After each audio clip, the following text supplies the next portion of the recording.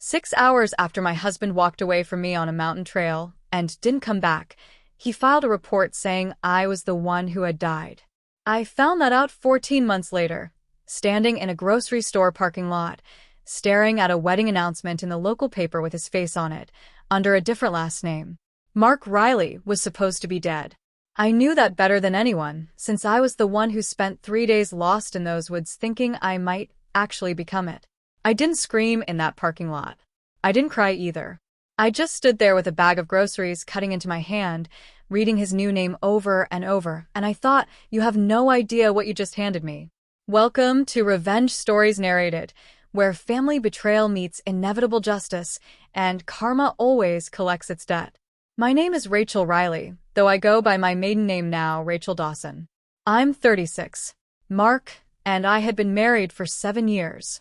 We ran a small outdoor gear shop together in a mountain town, the kind of place where everyone knew everyone, and Mark was well-liked, easygoing, the guy who helped strangers change their tires in the parking lot. I didn't know, for most of those 7 years, that he was also seeing a woman named Vanessa Cole, who worked at the accounting office 2 towns over and handled our shop's books twice a year. The trip that changed everything was supposed to be simple. A 2-day hike we'd done a dozen times before, along a trail we both knew well. On the second morning, we argued, quietly at first, about money missing from the shop's account. I didn't know yet that the missing money had gone to a joint apartment lease under Vanessa's name. "I need some space," Mark said, standing at a fork in the trail. "I'm going ahead. Catch up when you're ready." I sat down on a rock to catch my breath, thinking he meant 20 minutes. He didn't come back. By the time the light started going, I understood something was wrong. I had no phone signal, half a bottle of water, and a trail I suddenly couldn't fully remember, since Mark had always been the one who carried the map. I spent 3 days in those woods. I ate berries I wasn't sure were safe. I slept under a fallen tree the second night, shaking from cold, listening for footsteps that never came. On the third day, a group of hikers found me near a ranger station, dehydrated and barely able to stand. The rangers told me something strange when they brought me in. Mark had reported me missing the first night, but he described the wrong trail entirely, sending search teams 2 valleys away from where I actually was. He said, "You two got separated near Miller's Ridge," the ranger told me. "You were nowhere close to Miller's Ridge." I didn't understand it then. I was too exhausted, too relieved to be alive, to ask the deeper question. I went home, and Mark cried at my hospital bedside and told everyone in town how terrified he'd been. For a few weeks, things seemed almost normal again.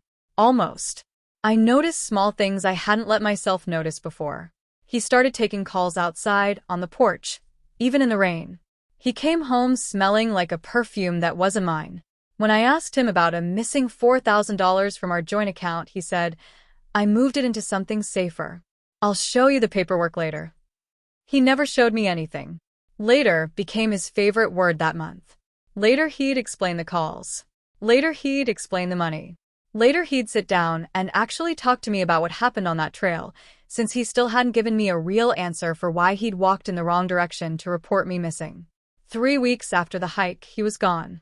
Not missing this time. Dead, according to the note he left, and the truck they found abandoned at a cliff turnout 40 miles from our house, driver's door open, keys still in the ignition. There was a funeral. I stood at it in a black dress, next to his parents, while people I'd known my whole life told me how sorry they were. His mother held my hand through the whole service and said, "He loved you more than anything, Rachel. You know that." I believed her. That was the worst part looking back. I believed every word of it. The life insurance policy paid out $240,000, most of which I used to keep the shop running and pay off what I later learned were debts Mark had quietly built up over 2 years, debts I hadn't known existed until the collectors started calling a widow instead of a wife. I didn't smile again for a long time. I lost the shop's biggest supplier 6 months later, since I couldn't keep up alone, and had to lay off both employees who'd worked there since before Mark and I got married. I barely spoke to anyone outside of work for almost a year. Some nights I still set 2 plates out of habit before I remembered. And then, 14 months after his funeral, I was standing in a grocery store parking lot holding a copy of the county paper, reading an engagement announcement for a Mark Ellison and a Vanessa Ellison, formerly Cole, at a hotel 3 hours north of here. The man in the photograph had a slightly different haircut and 8 months of a beard he'd never grown when we were married. But it was Mark. I would have known that face anywhere, in any life he tried to build over it.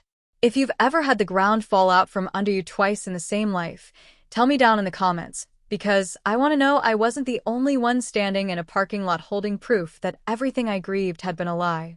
I didn't call the police that day. I went home, sat at my kitchen table, and thought about the 3 days I'd spent lost in those woods, genuinely believing I might die there, while my husband was somewhere planning a version of his life that didn't include me at all. I started looking quietly instead. I found the announcement photographer's studio and asked, as a friend of the family, for the full booking name on file. It listed a Mark Thomas Ellison, birth date matching my husband's exactly, down to the day. I hired a private investigator named Carl Whitfield, a retired detective who mostly worked insurance fraud cases in the region. It took him 9 days to confirm what I already suspected. Mark had used a distant cousin's old identity documents, a man named Thomas Ellison who died as an infant decades earlier, to build a new social security number and driver's license. This isn't rare, Carl told me over the phone. People do this more than you'd think. It's called ghosting an identity, usually for debt, sometimes for exactly this. It was on the 10th day, while I was going through old boxes from the shop looking for financial records for Carl, that I found something I hadn't been looking for. A voicemail Mark had never deleted from an old work phone we still had in storage, dated 4 days before he disappeared. Vanessa's voice, tight and nervous, said, "Once the insurance clears and you're Thomas, we start over somewhere nobody knows either of our faces." I sat on the floor of that storage room for a long time with that voicemail playing on a loop, thinking about how calm his voice had sounded at my hospital bedside, telling everyone how terrified he'd been of losing me. I didn't confront him. Not yet.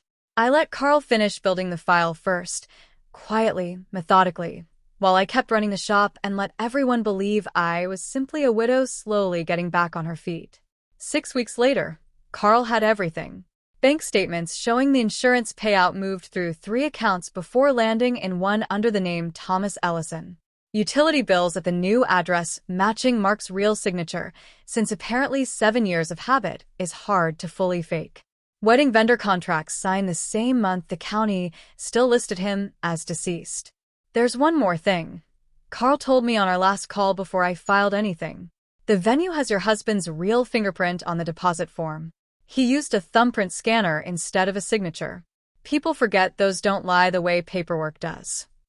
I handed the entire file to the insurance company's fraud investigation unit myself, along with a copy to the county sheriff's office, since faking a death to collect a payout isn't just a lie, it's a felony.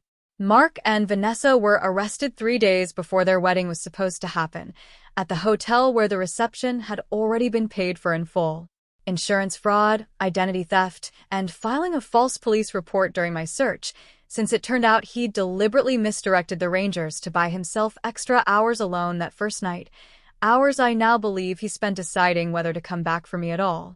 The $240,000 had to be returned in full, along with penalties, which meant the new life Mark had built collapsed as fast as it had been built. Vanessa's accounting license was suspended pending review. Once it came out, she'd helped move the funds through the joint accounts. The engagement, of course, never became a wedding, and the deposit on the reception hall was never returned.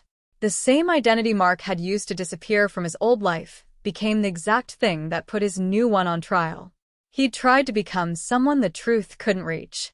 Instead, the truth reached him twice as hard, because now there were 2 identities worth of lies to answer for in front of a judge, 2 sets of documents, 2 timelines that no longer matched.